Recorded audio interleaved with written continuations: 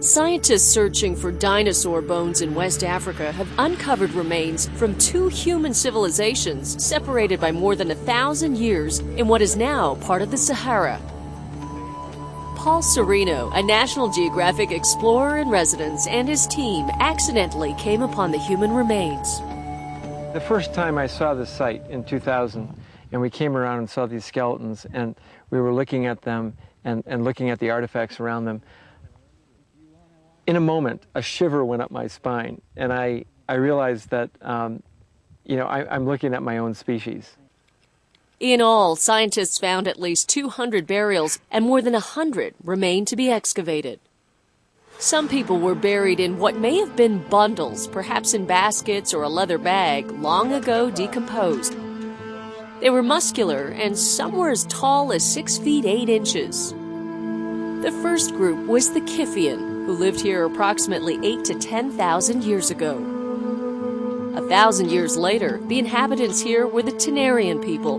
Thought to be smaller in stature, they lived here approximately 4,500 to 7,000 years ago.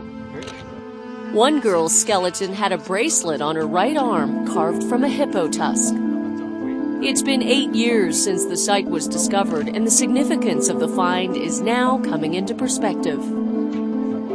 The humans were living near what appears to have been a lush ancient lake as early as about 10,000 years ago in what Serino refers to as the Green Sahara, ending about 3,500 years ago when it returned to desert.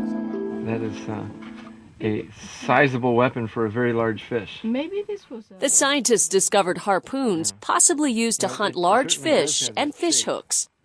They also found numerous bones of fish, some up to 6 feet long, as well as the bones of turtles, crocodiles, hippos, and snakes.